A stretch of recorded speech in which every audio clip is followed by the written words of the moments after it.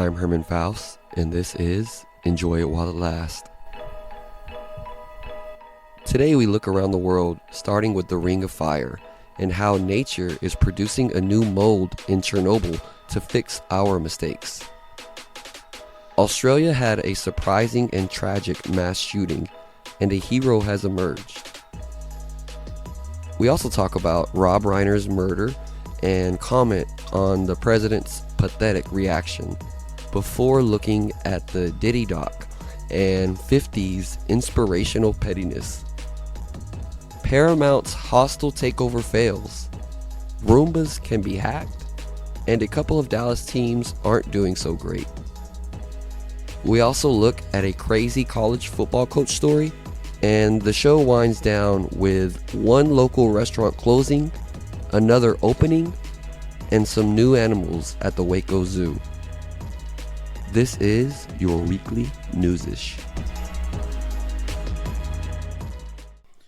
Yeah, I had Becca listen to the podcast that you guys did together. Uh-huh. I thought that was super cute. And the one thing that, like, the one criticism she had was she was like, I sound like such a baby. Because she's come so far, like, with her speech and with her, like, communication and just being able to explain herself. That when y'all did the podcast, she looked back on it like, oh my God. She was like criticizing herself on the podcast. Man. And I was like, you sound so good. You're doing such a great job. Even little kids can't stand the way they sound. Nobody likes the way they sound when they hear themselves. Same.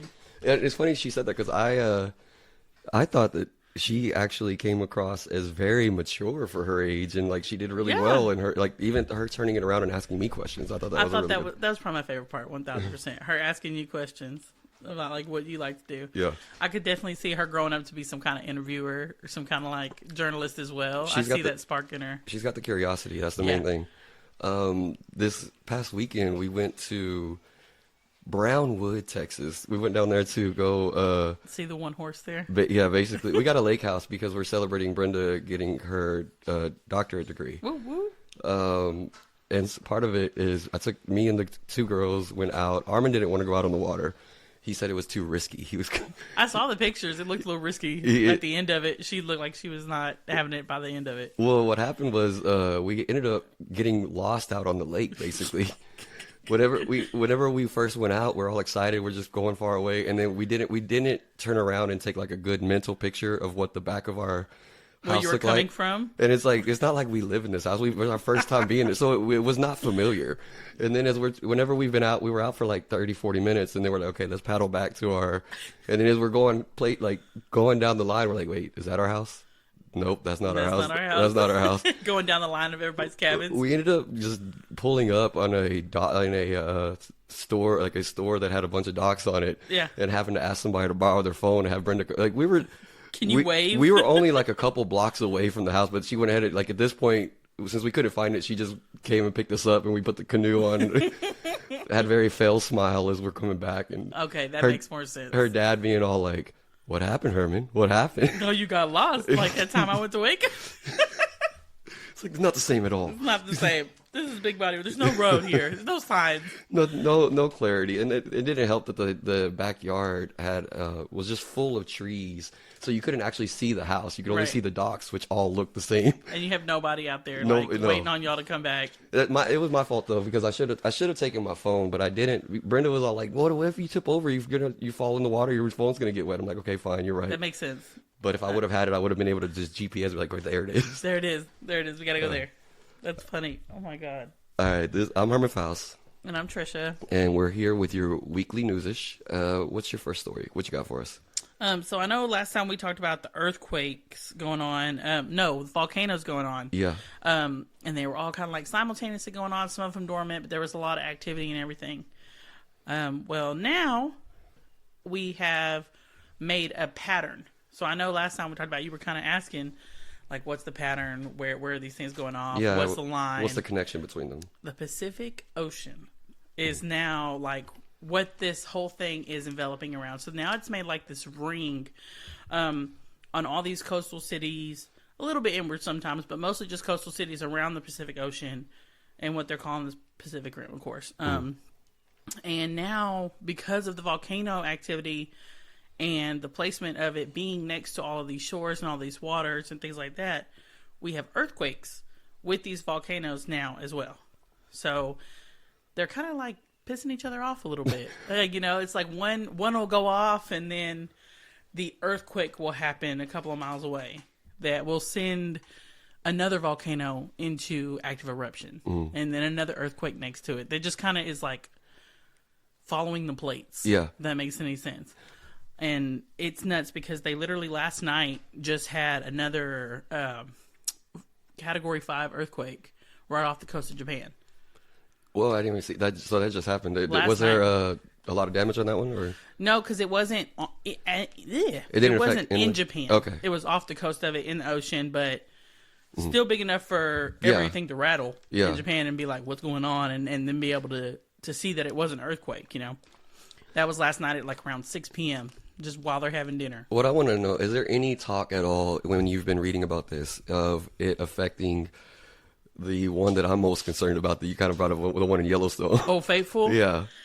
Well, we are not next to the Pacific Rim with that volcano. Okay. It would have to travel a little ways, and I feel like with them actually looking at it now and tracking it and things like that, we might be able to actually see it coming. Mm-hmm. Not necessarily that we'd be able to stop anything. Sure. But we'd probably be able to see it coming just because now they're looking at it. Now they're actually seeing it. It seems like they're starting to use this to be able to develop some type of pattern prediction and warning system. Where it's going. That way they can, at least what their outlook is we can't stop it. Sure. At least we can get people out of the damn way at this point, relocate them until we figure out whether it's going to be a big one or a little one. Because it seems like the earthquakes anyway, not necessarily the volcano eruptions, they seem to be pretty mild. Mm-hmm. And like I said, I think that's because of the pressure being let out. But the earthquakes seem to be getting bigger. Mm-hmm. That's the concern now. Because it seems like earthquakes do a lot more damage than volcanoes just because they can go anywhere. Yeah. So that's kind of where we're at with that. And in other news, Chernobyl.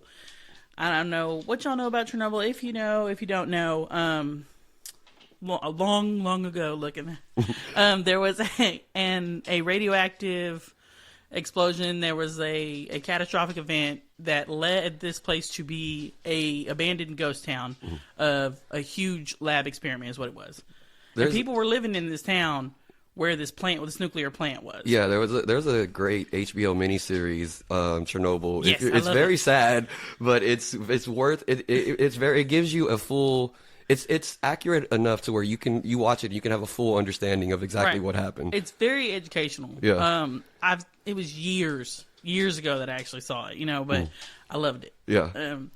And I shouldn't be that excited about something more like that, but looking at it now, it's given a little. It's like the darkness before the dawn kind of thing. Like now we are finding this mold or this fungus that seems to be started in Chernobyl. It is black, like jet black, and it absorbs sunlight as well. But it is feeding off of the radioactivity in Chernobyl. Like where the radioactive, like liquids and things that were there and the gases and the modules. Yeah, because even to this day, when you go into anywhere around the area, if you take a tool, I forget what they're called, but the ones that actually read how much radioactivity is in the area, it's still going off. Lot. Yeah, it's still not safe for people to be there. It's still very unsafe after these years pass. I think it was like 5 years ago they were talking about that there's actual sustainable plant growth in there again. Which is crazy because now they found this mold in there. Yeah. And the coolest part about this mold is that it has been found to be like a renewable energy resource. It kind of creates its own energy when burned or anything like that we could potentially use as fuel, which is pretty cool. Scientists have been looking at it now to where they want to use it because it thrives in space. So NASA's been talking about using it for covers over satellites to kind of protect them and hold them together better, covers over astronauts in case of any kind of breakage or anything like that. Of course, it's all in experimental mode right now, and we'll learn more about it as it comes. They don't know yet how toxic it could be to us, if so or not. That's the only thing, because they're having to wear all these suits already going into the radioactivity where they're getting this resource, that we're not going to know for a couple of years whether this thing could kill us or not. Yeah, because we can't, at least as of now when they found it, I mean, the area could kill you, so it's hard to isolate what the risk is of just the mold, at least for now. Right, exactly. I didn't even think about the applications of how we could use it to help us out in different ways. I was more thinking of just the how amazed I was of it being another example of basically nature finding a way to fix itself after we fucked it up. Always. This new, a completely new form of mold just gets created out of the world to take care of a problem that we caused. Yeah, the Earth, is like, oh, we got to get rid of this radioactive BS. Like, let's make a mold that eats it and then makes it into energy too. Let's do that. Yeah, I think it's pretty awesome. I've always liked the dystopian view of, like, not necessarily that I want the world to end or anything, but in these dystopian, like these Armageddon shows and movies and things like that, where you see the quote unquote abandoned big cities with like this overgrowth and all this stuff that comes into mind, like, I love that. Yeah, I think it's so cool. Speaking of other series, there's one that, like, what would happen? I forget what it's titled, but like, what would happen if humans just disappeared from the Earth? Yeah, and it shows you just how quickly Earth would take over, basically. Again. There was a YouTube video about it, I think, long ago, probably like early 2000s, and it gave us a timeline of pretty much how the world would get back to its normal state. Yeah, and it did not take long. It wouldn't at all. It was like in our lifespan time, within 100 years, the Earth could make it like we were never here, and it was thriving and being awesome again. But yeah, I thought that was super awesome. I heard there was something going on in Australia. What you got? Oh, that was my bad. I thought you had one more before we went to me. It was not a good transition right there. Yeah, so there is a recent mass shooting in Australia. A person had I want to. All right, the type of gun doesn't matter. He had an automatic rifle though, and he was shooting into a group of Jewish people, trying to. I mean, obviously, it was religiously motivated, trying to kill Jewish people. And the crazy thing about this particular shooting is, well, one, they don't typically have mass shootings in Australia. That's not normal for them. For sure. And secondly, there's a video of it out. You could see a person actually running up and fighting the gun away from him. This is a really cool. It was a really cool video to see, and it's also just a moment in time, I guess, where you always kind of think, like, what would you do in that situation? Well, that person, he was not being targeted. He could have hid behind, like, if you see the video, the person that ran up on him was not, he wasn't a target. He was clearly shooting in the other direction, which is why he was able to run up on the shooter. Yeah, but he totally could have got away. He could have hid and got away and saved himself. But he ran up, fought the guy off, took the gun off of him. I think he got shot in the arm in the process of it. But obviously still lived, and he saved who knows how many lives he saved. What's his name? Oh, you know what? I guess I should have had that. Give our hero a name, man. That's awesome. Well, I mean, it kind of comes from these people fight crocodiles, you know what I mean? And they are probably the closest people to fight nature every single day, and things that are bigger than them and badder than them. His name was Ahmed Al-Ahmed. And another thing that's being praised about this is because this was it goes completely against stereotypes, because this was a Muslim man fighting off a gunman, saving Jewish people. That's awesome. So it was a really cool story in that sense. Props, if you get past the mass shooting part. So how many did he, like, get it off? Did people die? Did he actually kill people? Yeah, there were 14. There was 15 people that was killed in the incident, and 42 more injured. So he got something. He let off quite a few rounds before the person was able to fight him off and stop him, unfortunately. But thank God he did. Who knows how much more it could have led to after if he was not there. Yeah. And this has kind of prompted us some stories that I've been seeing about. There's been a lot of U.S. politicians that have reacted to this, saying how this could have been made, like, basically the hero's job would have been made easier if he was allowed to have access to a gun as well. Shut the fuck up. But I think there's been a lot of good responses from Australians basically pointing out how, okay, we've had this one mass We shooting. have one mass shooting, and y'all want to tell us and about then gun y'all control. have mass shootings every single day. Jeez. I think we're fine keeping it just the way it is. Leave us alone. Let us do us, and y'all stay over there. It wasn't a U.S. citizen that went and saved everybody, so let's just stay in our lane. And also in the news this week is another. This one wasn't a shooting, but it was a major death. Rob Reiner was found stabbed to death in his home. Him and his wife. This case is different, though. This one is not, obviously, it's very different from this last story because this was a targeted event. They believe his son is the one that killed him. At this point, all evidence, it doesn't seem like it's a need to prove it. It seems like it's pretty much that is what happened. Yeah. The son is it's his youngest son, and he has had mental health issues and most notably drug addiction issues throughout his life. He had a time period of being he's been in and out of rehab at different times. Mm-hmm. He actually wrote a movie with his father, with Rob Reiner, and Rob Reiner directed it. Basically, not fully based off the details of his life, but based off of his time trying to recover and how programs don't always help everybody. How there's some people that just it doesn't click with, and so it seemed, at least from the outside, that his parents were very supportive of him and trying to help him through his recovery from the time he was a teenager up until even recently. It always does. For sure. That makes it even more tragic because it's not as if it's a case of they were getting beaten on. Yeah, it's not like they pushed him and caused him such stress that led him down to the road. Right. It seemed like they were actively trying to be good parents and help him get through his struggles. As for what caused the actual killing, right now there's no motive, at least publicly stated. The only thing that is stated we know is that earlier I want to say earlier the day, like the last day they were seen alive. It may be the day before. I'm not sure. I might be mixing that up.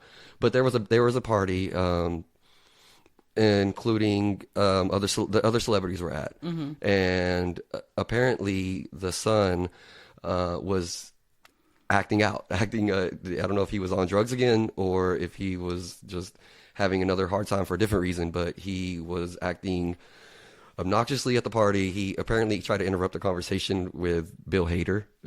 So he's just being a clown. And causing a scene there, and they were apparently, the Rob Reiner's wife were apparently apologetic and embarrassed by the behavior. Mm. And they were seen arguing with the son outside the party.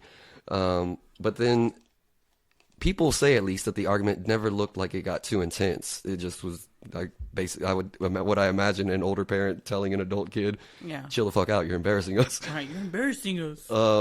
But yeah, that was the last time they were seen publicly, because then their daughter actually found their bodies in the home. Found the dad first and didn't realize that the mom was also stabbed and killed. Mm. So I guess they weren't I guess that tells us they weren't in the same room. But as of right now, they do have the son in custody. They are planning, of course, to press charges, and I'm sure that at some point this story comes out, we will find motive. Just like the last story with Australia, this also has had a little bit of aftermath in, I guess, its reactions. Yeah. With most notably President Trump tweeting out basically that the reason that Rob Reiner died is because Rob Reiner hated Trump and wouldn't shut up about it. I don't understand how this man makes everything in this world about him. That shit ain't got nothing to do with you. Sit down. He's bored. He's bored. It's the holidays and nobody's talking to you right now. And Rob Reiner is not even like of the celebrity. I'm sure that he has had said anti-Trump things, but a lot of people have. Yeah, but if I my don't, daughter kills me tomorrow and Trump gets on, somebody better say something to this motherfucker. If he gets on, well, Trisha died because she hated me. Well, I don't like you, damn sure, but that ain't got shit to do with my daughter hating me. Exactly, and then like that's just completely just turning everything back to look at me. Right. That's the most like I don't know. I just felt very pathetic behavior. Yeah, it's what they call that's that pick me culture shit right now. Yeah. Like what's it called? FOMO, like fear of missing out. Yeah, You know? and in this case, it's missing out of attention. Just you're talking about there's somebody that died. Well, how do I make this about me? I'm not #1 trending on Twitter right now. Let me get on here real quick and say something. At the very at least, even people that generally support Trump have come out and kind of questioned that. But it's still just. I can't. It's just it's embarrassing, honestly. That person is the leader of our country, and you're coming out like that. Like, well, I don't even want to give him attention right now. I don't want to focus. Like I don't. So, I have to. I feel like I have to at least mention that part of it. But I don't. I agree. I don't want to. I had no idea that part even happened. Going that be the main story. The main story, of course, is the fact of the tragic death of Rob Reiner.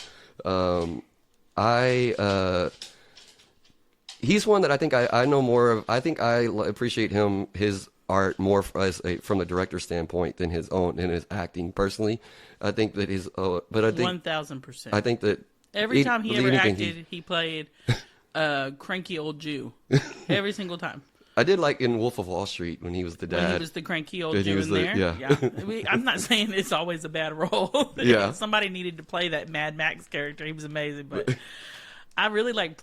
Princess Bride is probably one of my mother's favorite movies of all time, and it has standed the test of time because it's just so classic. People love that movie, and I didn't even realize that that was his movie until it was he directed that movie and helped write it. Like that in itself, is that by itself would have bought him a place in forever in some kind of like Hall of Fame. Is what I think he should have. That was just awesome. I missed that one. Let's go. Let me think.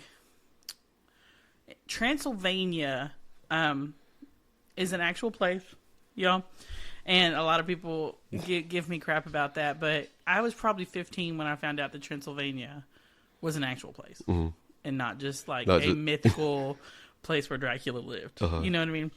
And I think it's super cool that they're actually going to make a Dracula theme park. The entire theme park. It's huge, by the way.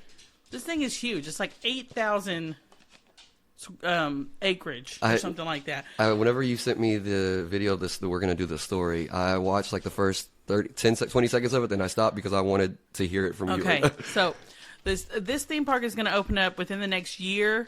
It's supposed to be open before the end of 2026, which is amazing because they're saying that it's not just going to be like your typical amusement park with a bunch of roller coasters. They're trying to kind of incorporate like a Dracula themed Disney.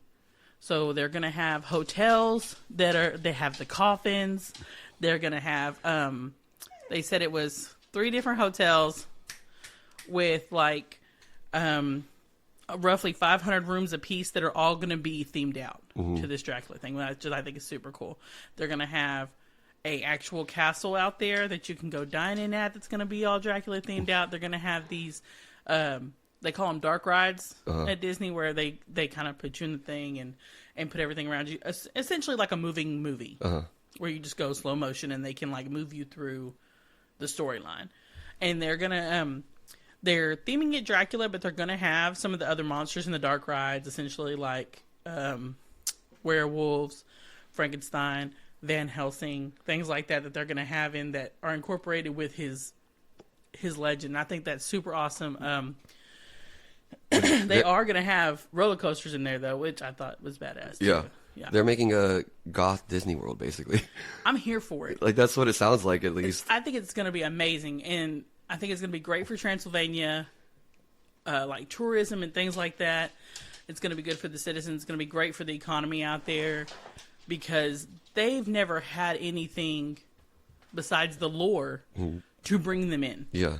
Nobody goes to Transylvania for... Is there not at least an old castle or something there?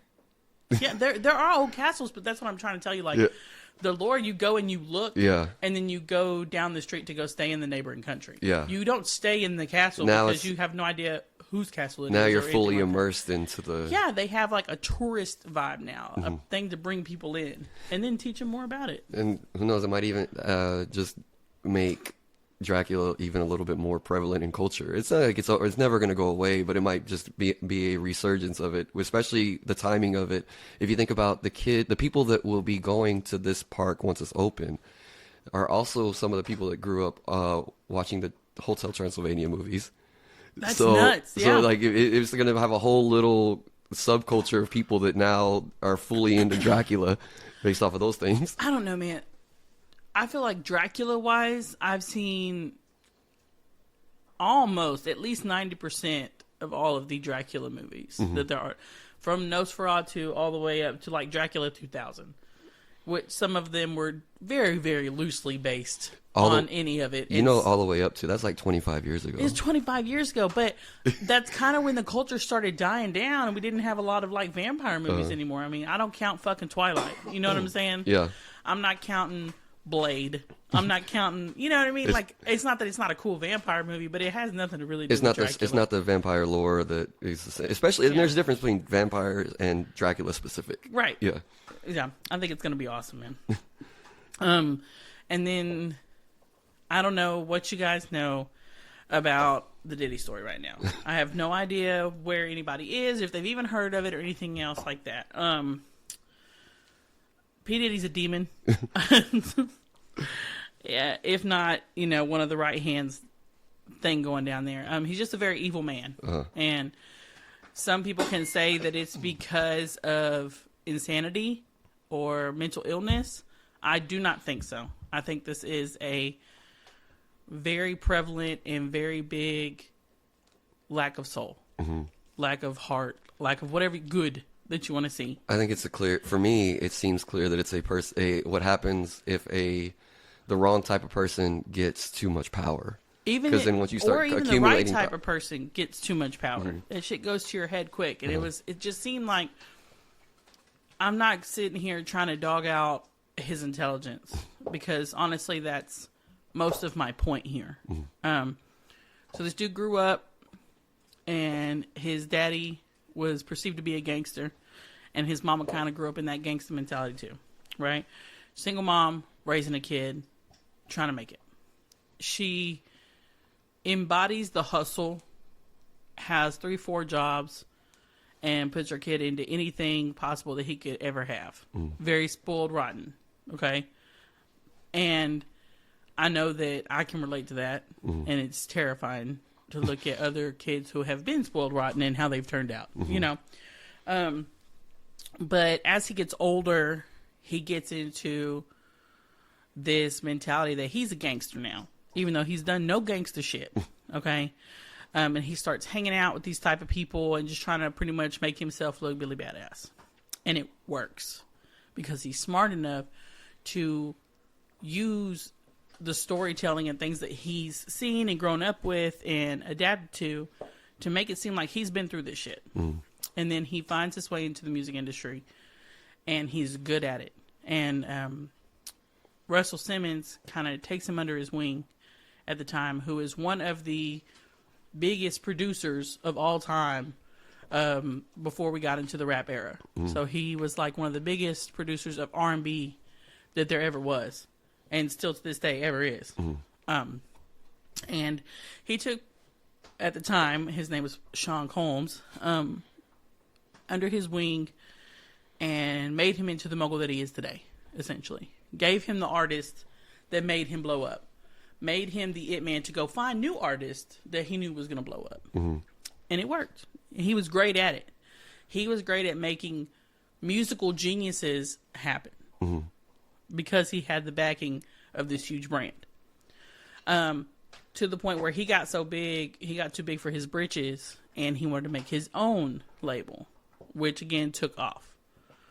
Well, then about that time, the era of rap, and I mean real gangster rap, started happening and becoming a big thing, where you got the West Coast going off, you got the East Coast going off.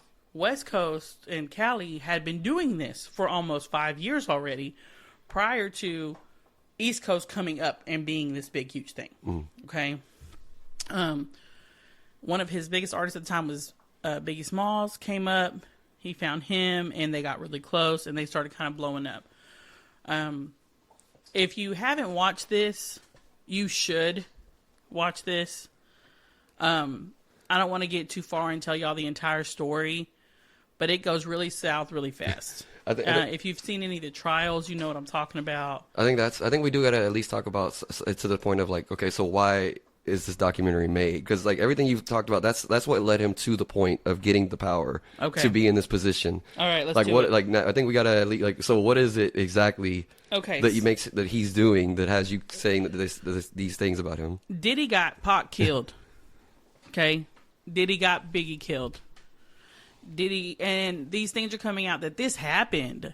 Like, he called the fucking hit out. He went into a group of gangsters that he knew that he had worked with for years and said, I got this much money on this man's fucking head.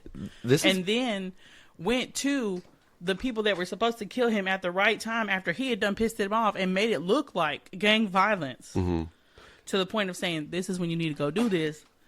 Call me and let me know who did it so I can give him this money.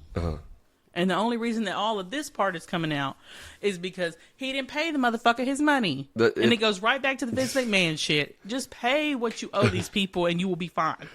Quit being money hungry. So then, he's still huge and the power goes to his head and then he starts getting into drugs. Okay? And he starts losing his fucking mind at this point, supposedly. That's whenever things take that next escalating step in the crazy side of it. Yes. So he gets these huge houses. He starts having these huge promotional parties and things like that. And he is trying to change his persona from this gangster to this Hugh Hefner type. Where he runs LA and he gets all these bitches. Because this motherfucker ugly as hell, okay? And he can't get damn thing without no fucking money. So he starts dating the beautiful Cassie. While still married, BT Dubs, to a whole nother woman that he met outright that used to be Biggie's girl before he got her killed. That's a whole nother thing.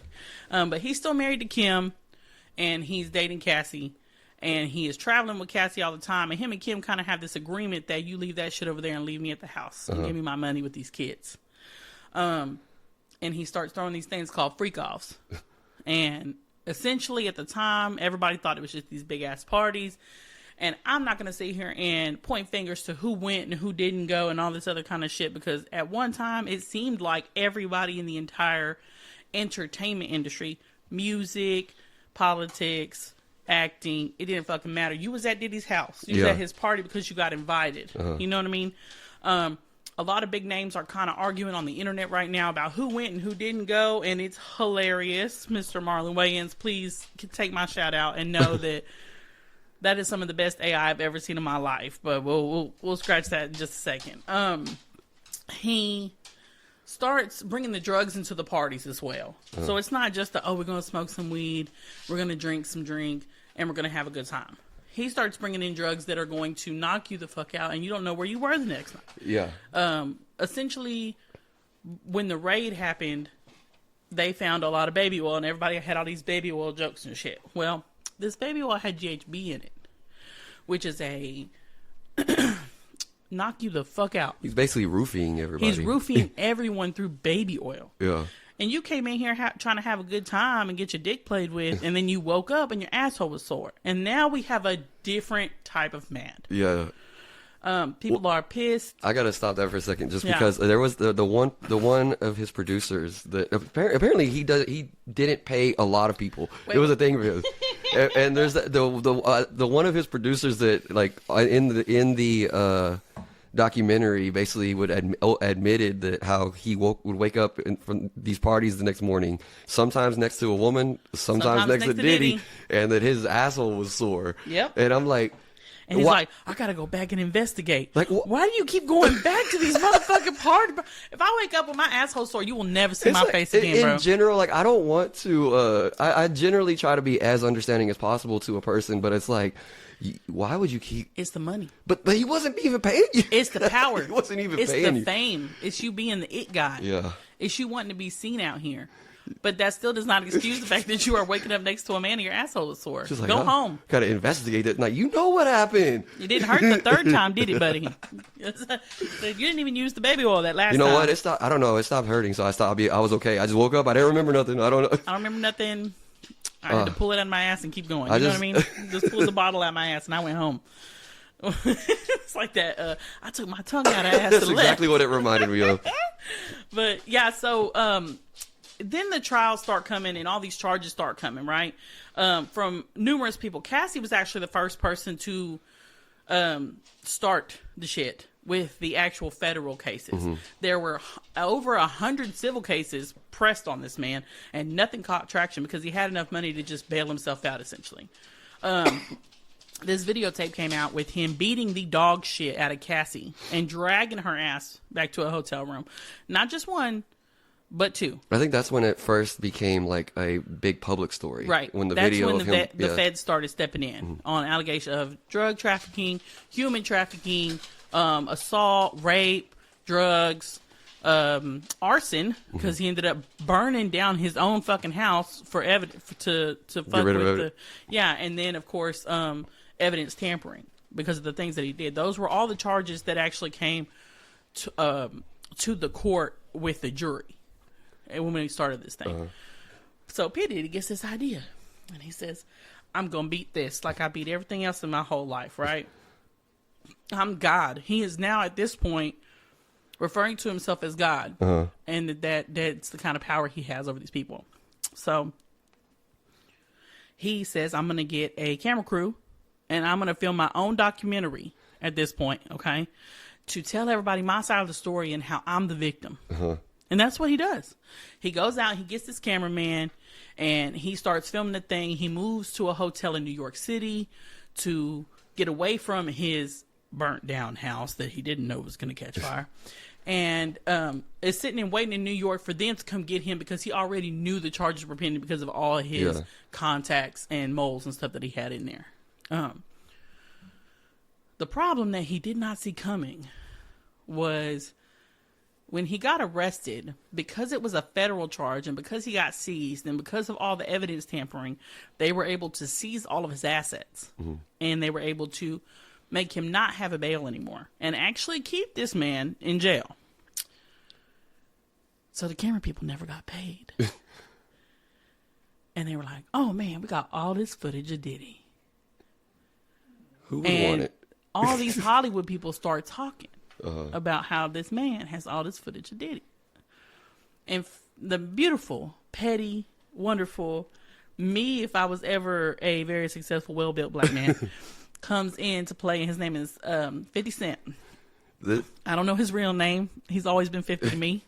Curtis Jackson. Curtis Jackson, there we go. And this is the same man, mind you, that a couple of years ago, this man bought out the first 4 rows of Ja Rule's concert, of his opening concert, just so it would be empty. Just so it would be empty. I That's remember the that. level of petty that this man is on. And he has already said openly that he fucking hates P. Diddy. Yeah. And I before the documentary, like he had released the interview, like tweet. Well, I was sorry, not tweets, but he had tweeted out. I mean, like text screenshots of like Diddy inviting him over at like 3 in the morning or whatever, trying to fuck. And so he had a target on him. And I come to find out, part of I didn't know this part of it originally, but one of the big reasons also he has a grudge against him is because basically Diddy stole his girl. 50 really was actually invested in this relationship before homegirl went over to start doing all this stuff with Diddy. A hoe is a hoe is a hoe. But you can't blame Diddy for that because he just threw enough money at her. But it was just enough combined with the other interactions that he's already had with Diddy. That was like the last straw to make 50 just be like, all right, Diddy's on my list. The thing is that Diddy was such a snake about it. He had done this previously to 4 other people that he supposedly was cool or close to, including the person who raised him up with Russell Simmons. He was already fucking with this dude's assistant's girl. That, and so I wouldn't ever take anybody that I ever gave a shit about to a Diddy party. Ever.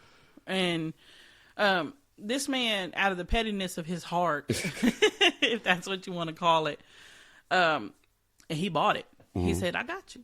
I'll pay what Diddy was going to pay you, supposedly, and I'll throw a little extra on the top. Yeah. Give me the tapes. That and of course, this man did it. Of course, because what else is he gonna do? He's got this footage. He's trying to make money off it. That's the whole reason he did it. Right. So then he goes to Netflix. That's the part that I think is the funniest. That because when you watched it, at first at least, I'm like, how do they have all of this footage of Diddy just like that comedian pulled that shit out of him. Then all of a sudden, like this ego, like this is his ego. They have it because he's egotistical and he did it himself. He did this shit to himself, and then he goes to Netflix and says, "Hey, I got all this. I want to make a documentary. I'll pay for it myself." And Netflix is like, "Yeah, you're gonna pay for it? Yes, 1,000%. We will air it for you." Yeah. And he has the releases from Diddy already with it being his own footage. So he has all the paperwork for it. Yeah. So then he goes and he makes this documentary and he outs everything. And he doesn't just essentially tell the bad side of it. He does have the softer sides in there. But again, to round back to the petty, he goes on and says, I need to do an interview promoting this documentary. Right? Very professional of 50. And he goes in and says, but we have to do it on ABC News. I like this part of this. I like this note. Because ABC News is the only interview channel that they get in prison. He wanted to make sure that P. Diddy would be able to see that motherfucker. He wanted to make sure he saw him. And then had one of the cellies tell him what time that it was going to be aired so that this man could sit down and watch the interview. Yeah. And with his ego, he can't look away. He watched it. Yeah, he watched it. Oh, fuck yeah, he watched it, man. I've seen a bunch of these videos on TikTok and stuff that I just kind of take with a grain of salt because they're, my uncle's in prison with Diddy and he's telling me to low down and blah, blah, blah, blah, blah, right? But all we know now is that they are trying to appeal his sentence because he got 50 months. He got essentially 4 years and had already done about a year of that. I want to say, too, another thing about the documentary real quick that just further pushes the how petty 50 is. How basically on each episode it ended with all of the charges that he got and what he was only convicted of these things. Right. And also being part of the interview, being part of the documentary that they interview a juror that is clearly a huge P. Diddy fan. Fucking fan. Like, and then the other person that they interviewed had no idea what they were fucking doing in the system at all. So they're basically, he's like, 50's just saying like, look, the only reason he's not guilty is because he didn't get a fair trial. He didn't. Like, and he's right, but he wanted to make sure that was part of the public knows that too. Period. Like, yeah. Yeah. It is completely insane. The different character witnesses that they had on there, you do your own research and stuff like that. I don't want to sway anybody, but it's very evident of how evil this dude is. And they're trying to get, there's two sides of what's going on right now as P. Diddy's lawyers are trying to get everything appealed and get him out. Whereas all of these defense attorneys of all these civil cases are trying to get him tried for these and essentially get more time added on to him. Yeah. Just because of every retaliation attack that he had to all these people is so prevalent and so in your face that I feel like if he does get out in the next 3 years, it's about to go down. He either won't be out long and will go back, or he's going to come out being like, oh my God, I'm reformed and I'm this nice guy, while he like offs everybody who ever talked any kind of shit about him. Yeah, if all of a sudden 50 gets shot 9 more times, is gonna he'll be fine. You'll know why. I'd have liked a lot of jokes about a lot of memes about that. Like now I can understand if I was arguing with if I had beef with 50, I probably would have shot him for 9 times too. Can you just imagine sitting there arguing with me? He's like, I don't care. I don't care. I'll burn this whole bitch down. I just don't care. There's no logic. There's no boundary to this man's pettiness. No, it's just if you wronged shot me. him and he came back and still talked shit the next day. He was in the booth. They were recording shit in the hospital. He was talking about, yeah, you almost got me, bitch. I'm like, what the fuck? I also like the note that apparently 50 got sent flowers recently by P. Diddy, say, and they like were funeral flowers. A funeral Yeah, arrangement. And the entertaining part of this and the funniest part of this is that 50 got so much money he don't have like anything else to do all fucking day long if he don't feel like it. You know what I mean? He could choose to just do P. Diddy fucking rants if he wants to. So every time he gets a letter from Netflix saying that, because P. Diddy was trying to sue Netflix. Yeah. I forgot that part. Yeah, P. Diddy was like, you know what, I'm gonna sue Netflix for sure. I'm not gonna sue 50 Cent, the man who made it. I'm not gonna sue any of the people who were in this documentary dogging me out. I'm just gonna sue the people who actually brought it to life, even though that's what you were gonna do in the first place. Yeah, you were gonna bring it to life. That's exactly what you were gonna do. Man. And in P. Diddy's in 50 Cent's interview, he was like, I think he's gonna like it. I think it's the shit talking for me.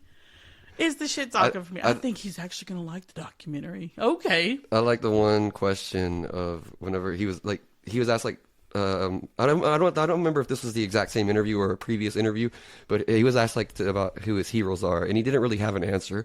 He's like he doesn't have a hero. He doesn't idolize him. But when he's asked like, do you have a favorite villain? And he's like, I kind of like P. Diddy. I like P. Diddy. Yeah, P. Diddy's my favorite villain. He's my favorite villain. And then they talk about, can you say one nice thing about Ja Rule? He's like, oh yeah, he's alive. Ja Rule's alive. I haven't even seen that. I didn't even hear that. So it's just the level's beautiful. Yeah. I do have a follow-up on last week's story about the Warner Brothers deal being bought. Paramount was trying to jump in and stop Netflix from buying it. They were trying to put in their own bid. Well, they claimed that their bid was worth more overall than Netflix's bid. It was per share, but they were also trying to include in the deal like the TV channels and stuff, that Netflix is not buying those. Gotcha. But Warner Brothers is reportedly going to reject Paramount's deal. So they are going to be going through, Netflix will be buying them eventually. Yeah. For what it means for us as audiences. For now, at least, Netflix is still saying that they are going to respect theater releases, and nothing's going to change about the flow of movies. I still think over time, though, give it a year or two, we're going to start having a lot less importance in theater releases. So? And we've already kind of shifted that way some, but I just think it's going to shift even more. I think it's going to be more of a licensing thing. I think either way, Netflix is going to win in the deal, because even if they do keep the movie theater business alive, which would be smart because it's lump sum very quickly. And so, like you said, they're definitely going to keep it at the beginning because they're going to make so much money off of it to kind of jumpstart the deal.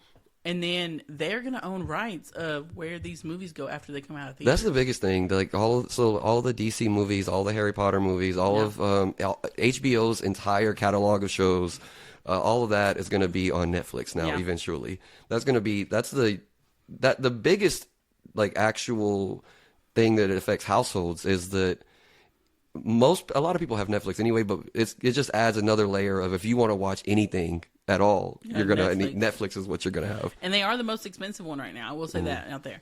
I have pretty much every streaming service you could possibly have. Just about. It's unhealthy. But Netflix is the most expensive one I have, 1,000%. And with them being such crack assholes about not sharing your password and not doing this, not doing that, blah, blah, blah. And it's kind of with that. And I feel like it is monopolizing it again. That's the big key word there, that the monopoly that's being formed over the entertainment, because it's making it to where if you want and it's one, some people dismiss it because it's entertainment, it's not like a necessity, but it's making it to where you only have one place to go for entertainment. It's making it to where you're cutting out chances of creative differences, of people going their own creative ways, because they're going to basically just do what Netflix is going to design its own. This is what we think works, this is what we don't think works, and we're not going to do the things that we don't think works. Can you, I don't know, this just I don't know how much you know about the BBC, but I feel like it's going to end up being some shit like that. Where, like, in London and places like that, they have to pay a licensing fee to get BBC or anything affiliated with BBC. And I do see it kind of going there. Like, even on their regular TVs with an antenna, they have to pay. Yeah, that's one of those, like, as part of the taxes they pay, I think, like, basically, for that. I mean, it's not... The only difference is it won't be like, it's not like, because that's semi-associated with their government, like with the public broadcasting. It's not quite that level, but it in practice will basically be that, because again, if Netflix owns almost everything, almost every franchise, almost every single, it's either, as of right now, it's like Netflix and Disney are pretty much the only two major entertainment branches studios, right basically. Yeah. Actually, wait. Were you supposed to go back to you for one before we come back to me? Yeah. Okay. I forgot. I need to get better at writing down the full order. So speaking of like tech savvy stuff, I only saw one real tech story that caught my eye, and it was pretty early on in the week actually. The Roomba is really big right now, and their actual sales are going through the roof as we speak because of Christmas. I was surprised to see that is still, like, I know for a while it had a phase of popularity rising, and it seemed to me that it kind of just, maybe just because my own experience with it, we had one for a while and then it ended up messing up and we just stopped. Yeah. But I didn't realize that it was continuing to grow and still become more popular. It is continuing to grow. There are a bunch of different brands coming out now of these Roombas. They're like a Shark brand, things like that. Pretty much any vacuum company has now made a Roomba. So you might have got like a real shitty one. Or so maybe you got an early model of Roomba. But they're getting better, supposedly. I ain't got a Roomba. I vacuum myself. I like the videos where the cats are riding them and shit like that. But they had them now to where you could hook them up to the Bluetooth and essentially like map out your house. And then they had these like messages and things that you could put on for the kids, or if it needed to be like emptied and things like that. So you could program your Roomba to do all these different things. Okay, so it'll tell, like, it will audibly say out loud something different, and you can even customize the message. Yeah, you can like record it and be like, time to empty the Roomba, or whatever. And so you can have either your own voice or whatever voice you choose coming at you. Correct. Yeah. Well, now we got this issue with they're actually hacking the Roombas, which is hilarious because essentially a Roomba does have a little camera. People don't really understand that. It's a sensor, but it's a little mini sensor camera to map out your house, and it has the program of your house in there. And then now you have this recording device where you can say whatever you want, and people are getting on there and saying fucked up shit on this Roomba thing. Now they did nip it in the butt pretty quick, but not before it got out to the public, thank God, where people were getting on there hacking these Roombas, and they were like spewing racial slurs and just saying fuck, like penis real loud, I think the only video that I could find of it actually happening, I don't know if it was AI generated or if it was an actual one, but it stopped. So that was like when your Roomba needs to be emptied, it'll stop and blink. Yeah. And then the message come on. So it stopped, it blinked, and then it was like, get your fucking ass up and do your fucking job or something like that, like screamed across the room. And I didn't know. That's some shit that I would program. I was going to say that exact same thing. Like that's some shit I would program my Roomba to scream at me, because I have such an issue with doing shit that needs to be done. So I'd say I would have. That sounds like something that I would make it tell me. But I can see how somebody else, though, they'd be like, "What the fuck? Why is my Roomba talking to me like this?" Right, and it's this nice little white family like freaked out and called the cops because this Roomba was screaming at them and cussing at them. Leave it to Karen to involve the police and ruin everybody else's Hello, fun. 911. Yes, my vacuum is cussing at me. Help me. She said that she thought someone was in her house. That someone else had to be in her house because... That's a fair assumption, I guess. Is it? I don't know. I'm trying to get... because somebody told you to get the fuck up off your lazy ass, apparently. Or whatever it said. I will not be spoken to that way. I will call the police. Only Jimmy gets to talk to me like that when I take his Xbox. Yeah, man, that's all I had for the technology thing. But it's hilarious, and I wish they'd bring it back. There is another story of a person doing wrong things, similar to, not, I guess not on the scale of Diddy though. This is come out though at it's the Michigan head football coach, and it's a bigger story right now because it's coming out at the end of the college football season as well. So he's supposed to be coaching his team in a bowl game coming up against Texas. Uh-oh. However, he won't be there. He's been fired. Uh-oh. He was found having an affair with a staffer, and that's actually the official reason of his firing is because of that, because they had a policy against initiating a relationship with somebody who's a subordinate to you. Okay. So that's why he's fired. But if even without that policy, he would have been fired from all the other stuff of it. So apparently, this has been going on for about 2 years. He's been having this affair. Okay. And this was not a good time affair. This was not. Oh, no. This was a domestic violence filled affair. He's admitted some issues, and according to her story, it's been filled with it. Mm-hmm. So I guess maybe he was trying to, if he get his woman beating out on the side chick and not his wife. I don't know. Maybe he did both. So I don't know. So they don't know whether he was beating the wife. I don't know if he's also violent in his house, but.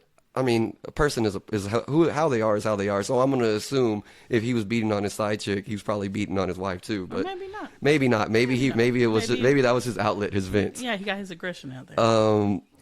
But what happened was she was ending the relationship. Okay. And she went and filed a police report on the most recent incident. And this was the first time that their relationship came public. Mm-hmm.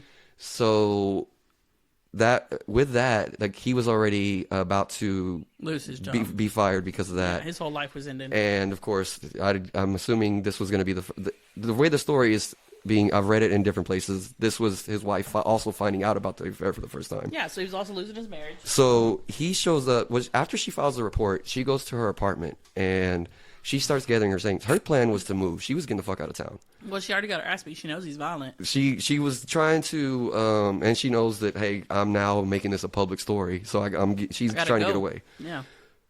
Apparently, he found out before she was able to get out, though. So he went to her apartment as she is actively carrying things to her car to go. He comes into her apartment, forces his way inside, and instantly she picks up the phone and calls her lawyer. Why she called? It confused me a little bit. I always wonder what's up when people. Why not just call 911 directly first? But either way, whatever. She called her lawyer. And so the lawyer is on the phone hearing all this that's happening as well. Mm-hmm.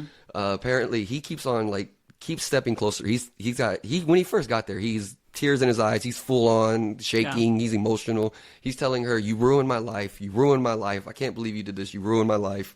Mm-hmm. He picks up 2 knives and he keeps getting closer to her.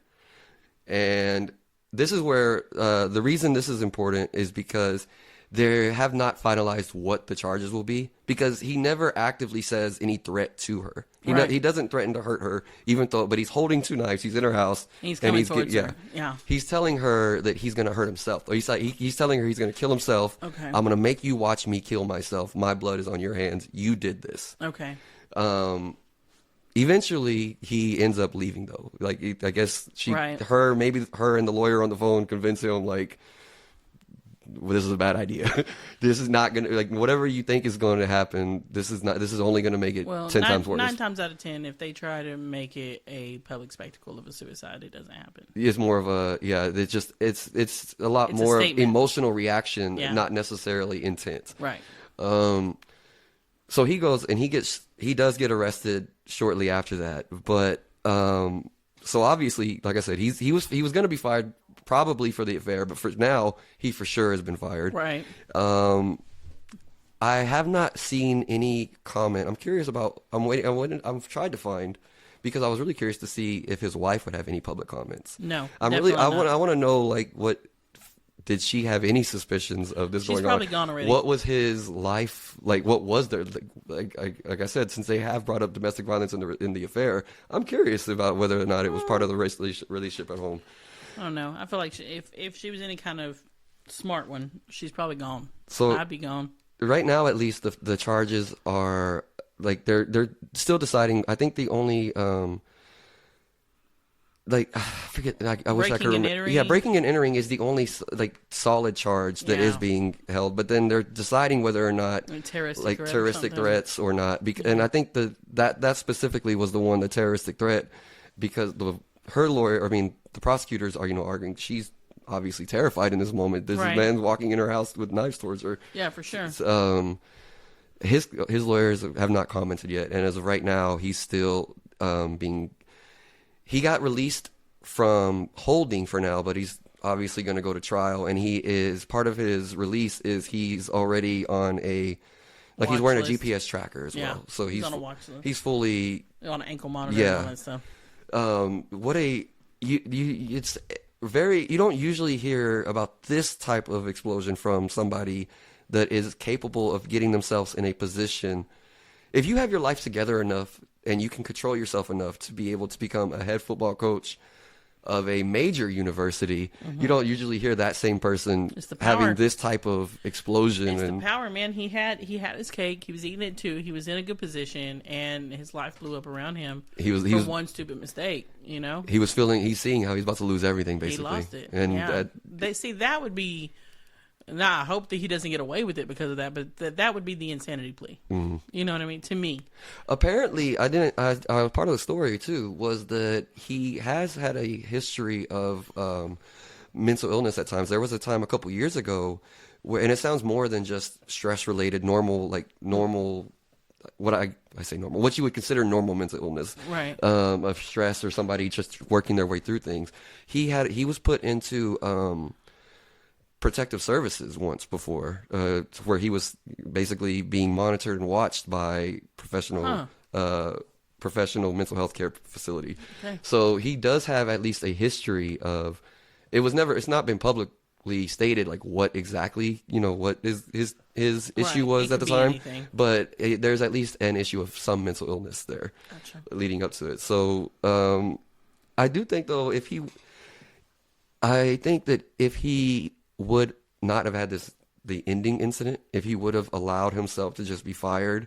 And I mean, coaches come back all the time from having affairs or even domestic violence. People come back all the time from. Probably went to a different university and got, with his reputation of them going to the championships and stuff. Yeah, I mean, they won when he was the offensive coordinator whenever they won. When they made it to the actual championship game a couple years ago, and he's had a decent success in his first couple years, so he definitely could have easily stepped away for a year, went to a different university or a different place. But with the way he's handled it at the end, I would find it very difficult to imagine a place taking him on anywhere. No, he might get some a couple years from now might be hired as a coordinator at a very small time school. Not after losing your shit like that. But I don't know. Yeah, I definitely think that he made it way worse for himself. Yeah, I could see him being a high school coach maybe. Yeah, something like that when they don't do as thorough of a background check in some hick town somewhere. Poor baby. Well, I hope he gets better. Yeah. And also too, I wonder how much of a struggle this is going to be for that woman who is now might get unfairly blamed by different institutions or by different, maybe not other coaches that would be hesitant to now have her on their staff because of her involvement in it at all. For sure. She'll have to go find a women's coach or work for a women's basketball coach or something like that. Completely change sports. Yeah. I mean, still be a coordinator, still change the sport up. Since we started there, I'll give a couple just sports quick hits. The last time we talked, we had mentioned that the Cowboys might be doing better than we thought. But then they've had a couple weeks in a row to show that no, they are what I thought they were at the beginning of the year. Stop. We're trying our best. Dak is still playing he's continued even in the losses. He played really well. I do think that this most recent game against the Vikings, which basically sealed the deal and put the nail in the coffin for them, I think that was not his best. But overall in the year, it's gotten better and better. He's continued to. He's had a really strong year. You can't blame him as a player individually. And the offense is still the number one offense, but so it really just all comes down to the defense being trash, and that mainly being affected by the fact that we traded away our best player a week before the season started with no plan in place. We really set ourselves up for failure there. Yeah, Chris took Becca to the Cowboys game for her birthday, and I did hope that they would at least win it. Yeah. I was like, maybe my baby will get to see a Cowboy win. That was the Vikings game, That was right? the Viking game, and they had I was looking up stats, and they had a 60% chance of winning. And I was like, oh, maybe. Fuck no. That game was just not okay. Yeah, did she was she bummed out by the fact they lost, or did she not She just care had as a much? great time. Yeah, she just had fun. I tried to act oblivious. I was like, they won, right? And she was like, no, mama. Like, her voice changed. She was like, but we had fun. I was like, yeah, that's about how my Cowboys game went too, baby. They didn't win, but we had fun. Mavericks also still they've actually they've had a little bit of a recent winning streak. Not necessarily a full winning streak, but they've got themselves in a position where the NBA has they have so many teams to make the playoffs now. I don't know if you know how they work. It's a lot. It's not only do they have the 8, like it used to always be 8 teams make the playoffs on both sides. Right. Now it's actually 10 because 10 they have the each play-in games. So the Mavericks are only a couple games out of the play-in, but record-wise, that they're a ridiculous team. They're a bad team. They're not the worst, obviously, in the league, but the hope comes that Cooper Flagg is actually playing up to his potential as the number 1 draft pick so far this year. He had his first 40-point game. I think as of right now, he scored more points than any other 18-year-old has ever scored. Hey. So there he's got that going for him. And I say all this, but I'm like, it's not like I'm watching intently still. Basketball is. I'm still mad. The basketball still hurts me to watch, but I'm at least noticing what's going on. Put it all in the background with my side eye, but I'm not going to really sit down and watch it. That's basically what it is. No, for sure. To the DFW area, have you ever ate at a biscuit bar? Have you heard of that restaurant? Mm-mm. So I didn't realize that it was a DFW based restaurant. It's like I been there a couple times. Basically, it's a biscuit based menu. So they have different sandwiches where the biscuit is delicious. The biscuit is the bread, basically. Okay. And they have this was funny for me specifically because whenever I mentioned we went to Brownwood this weekend, there was a biscuit bar over there. And I remember pointing it out like, oh, they even got that here. And not realizing again that is a DFW original restaurant. Apparently, though, they were trying to sell it, and the sale fell through, and now they have shuttered all of they've basically closed, like, as of immediately. They're closing down, they've boarded up their windows quickly. Damn. And they started a GoFundMe where 100% of the proceeds are going to go to employees. I don't know. It seems odd. It doesn't necessarily seem odd to me that a restaurant or business is closing down. That happens. But it seems really odd to me, just the suddenness. Yeah. They must have really got themselves like behind in the business wise too. They were looking for the buyout. Once the buyout didn't go through, they just said, "Well, now we're just fucked. Now we can't even pay their paychecks." Yeah. Thing. Yeah. That sucks. And I've eaten there a few times. I like their food, so that sucks, man. It does suck. We had a place in Waco called Butter My Biscuit that was amazing. It used to be a food truck, and then they made it into an actual restaurant. And I think that they probably just didn't get enough traction, but it was like that too. It was like biscuits, everything. And I fucking loved it. It was so good. And then I went by one day, and it was just gone. There was no like announcement or nothing like that it was going to be gone. I was just sad. I was like, why we can't go here now? This is what I wanted for breakfast today. It's for me on this particular one, the fact that they've actually boarded up stuff quickly. It feels like they're done. Like there's not a maybe we'll be back. There's just all.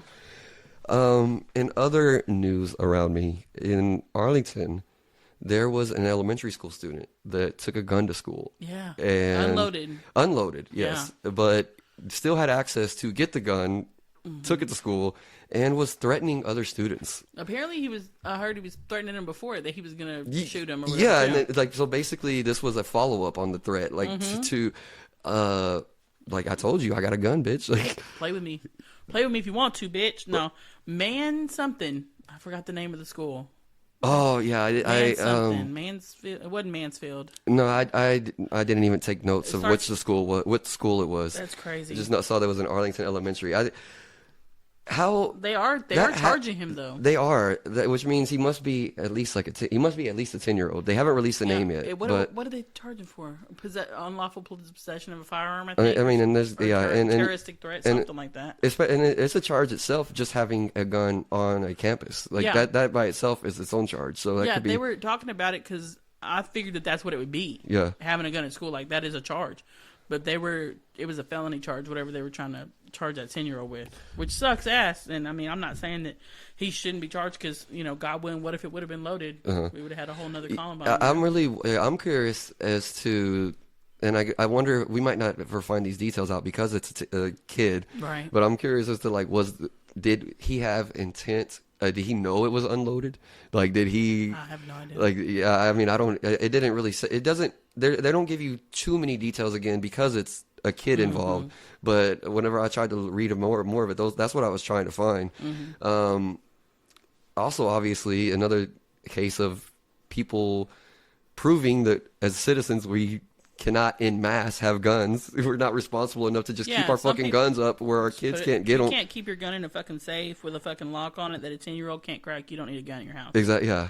There's no way that if I ever did decide, and I've went back and forth a lot of times, but if I decide to get a gun, there's no way I can have it in a way that Armin or Gabby or Poe has any way of getting it. Like, I can't even make it a chance. So you got to take that completely out because you can't trust that. Even if you say, oh yeah, well, I teach my kids gun safety and this and that, they're still kids. They're still kids. They're fucking dumb. Kids are dumb. And this society makes it fucking fun for everybody to look like they're shooting guns all the damn time until they realize that motherfucker don't have a respawn. And then it's a different story. And now you're in prison because you play too much Fortnite and you found daddy's gun. Yeah.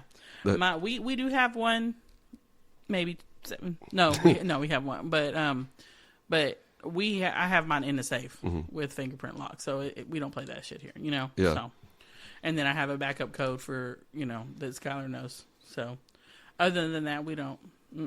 And it's in a place that she can't even reach. So you have multi-layer defenses against her getting it. Yeah. Which is how it should be. And she doesn't know. That is another thing. Yeah. That's a big thing too. Call it ignorance if you want, or call it lying to your kid. But my daughter does not know that we have a gun, and if she's heard it in passing, she does not know where the gun is in any way, shape, or form. No, that's a big part of it too, because that just prevents it from being, if it's in their head of, oh well, there's a gun, like it at least it just helps them come up with the idea to get it, or come up with the idea of what am I going to do with it? Between somebody breaking into your house, your kid being there, and their first thought is either to hide and call the cops, or to try to go find mommy's gun. Exactly, and you don't want the kid to do that. You don't want the kid to go find mommy's gun. Yeah. Because at that point, you're putting your kid in a horrible position, no matter the outcome. Yeah. Even if they're Captain Save-A-Ho and they pop him in the leg and he, whatever. And if everything works out, best case scenario, you still made your kid do that. Your kid is still traumatized now because they took a life. Yeah. So, yeah. Kids and guns don't mix.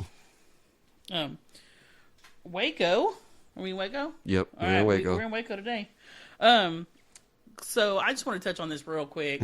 Wiener Schnitzel is open, and it's amazing, and it's probably half the reason that I wasn't on the thing last week. You got your pretzel dog?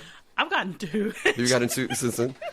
Judge if you want to. So we went out there, and, it's not a very big menu, right? It's dogs and fries, and they have a burger now. That's about it.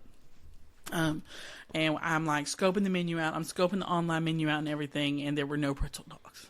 And so we got up there, and I was like, Skylar, I need you to know that I know that we just waited 45 minutes in this fucking line. And we didn't even go first day. We went on day like 3 or 4.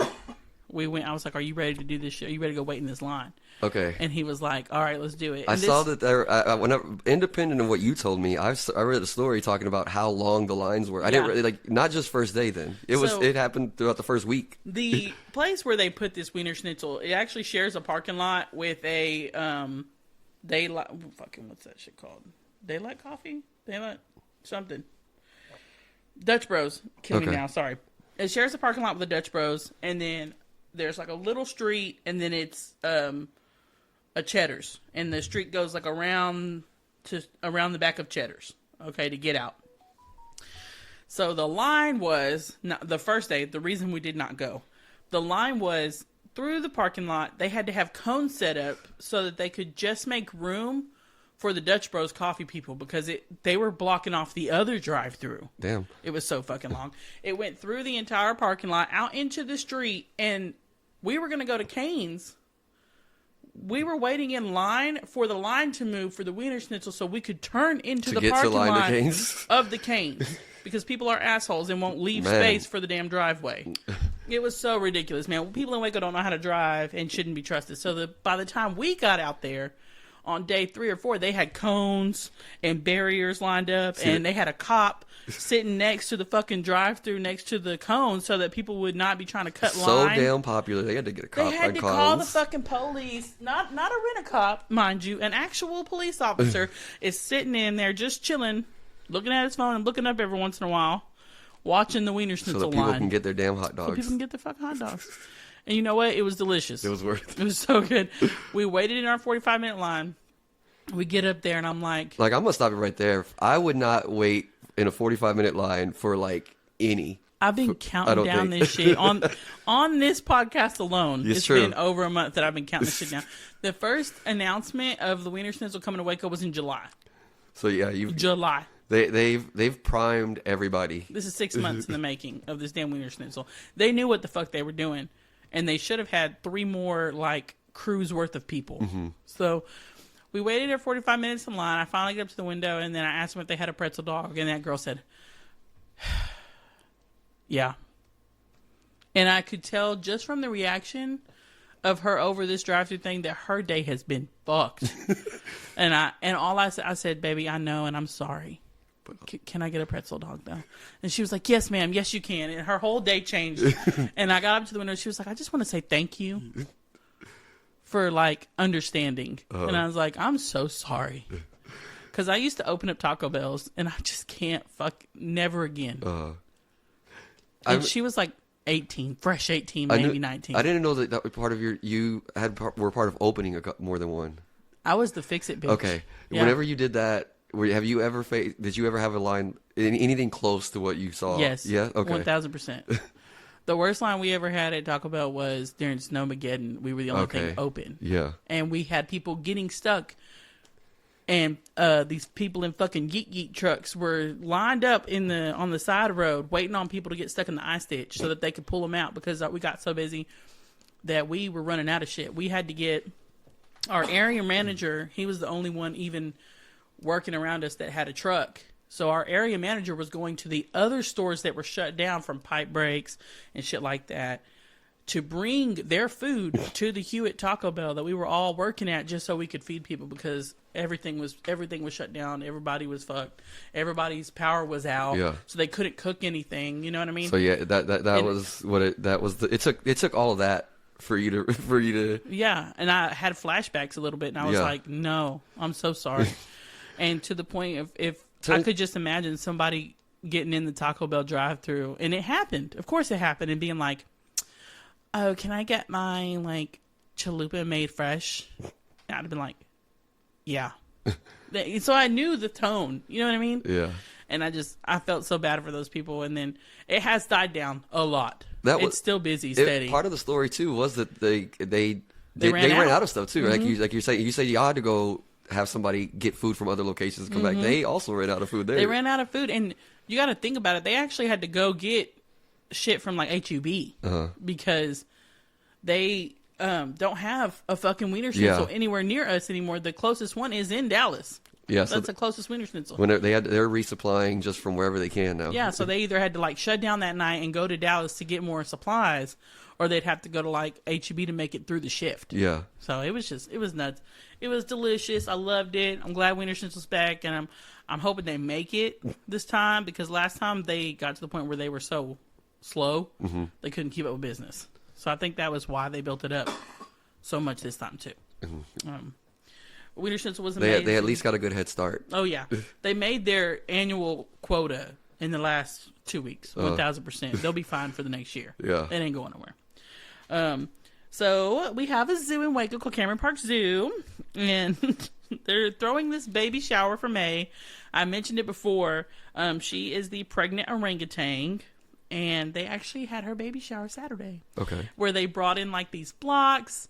They were like baby blocks, and they were giving her bananas and giving the baby like the little diapers that they're gonna put on her and stuff like that in the zoo. So she is still well, and she should be here within the next month. We're gonna have a new little baby orangutan at the Cameron Park Zoo, and we actually just got 2 new kangaroos too at the Cameron Park Zoo. There's Rue Little, which I thought was a little weird, and then Ladybug is the other one, and they're about a year old, and they're the cutest little kangaroos. You say you thought it was weird. I like that name, Rue Little for a kangaroo. Rue Little, I guess Rue and Doolittle maybe, but they're super cute, and it's a boy and a girl, so they're hoping for all they can. But I thought it was awesome because they're already like running the show. They're already in it to win it. Uh-huh. There, and then I just wanted to give a shout out. Last night, this dude named Aiden Ross. I don't know if you guys watch The Voice. I know that we actually have a Voice alum in our family. In my husband's side of the family. Her name is Holly Tucker. I'm sure people have heard of her.